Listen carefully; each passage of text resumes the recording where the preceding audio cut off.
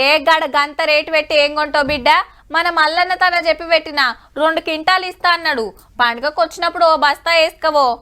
అరే ఒక్క మాట చెప్పవారా, నేను 2 క్వింటాలు వేపిద్దును, పైసలైతే ఇయ్యకపోయినాను. ఏ ఊర్లో తెలిసిన ఆయన ఉన్నాడ్రా, ఆరం పట్టణానికి ఆటో వస్తుంటది, ఫోన్ చేస్తే చాలు ఇంటికి తెచ్చేసిపోతాడు. పైసలకు 4 రోజులు ఆగుతాడు కూడా. గిట్లుండే మునుపు, కానీ కారెట్ ఉన్నోళ్లకు 3 నెలల తిప్పలు తప్పినాయి అబ్బా.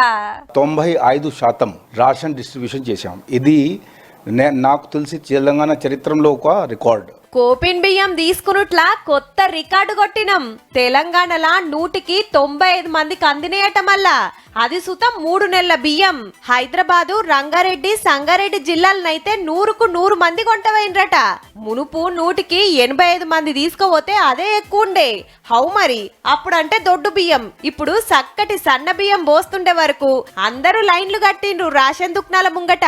33 జిల్లాల్లో 17,000 రేషన్ దుకాణాలకెళ్లి 91 లక్షల రేషన్ కారెట్లకు నపరో 18 కిలోల చొప్పున 5,40,000 టన్నుల బియ్యం జోకిరట నెల రోజులనే. ఆనాకాలంలా ఊకుకే తిప్పించుకునేందుకని ఒక్కపారే 3 నెలల ఇస్తే బస్తాలే మోసుకపోయిండ్రు. పొద్దుగాల పొద్దుముకి ఎప్పుడు చూడు ఇంతింత పొడుగు లైన్లు. గట్లనే ఎవరికన్నా మంచి బియ్యం రాకుంటే గిట్లా కంప్లైంట్ సుతా చేయొచ్చబ్బా. క్వాలిటీలో ఏ రకంగా తేడా ఉంటే దయచేసి ఈ హెల్ప్ లైన్ నంబర్ కింద వస్తుంది, దాంట్లో మీరు తెలియపరిచేసేయండి.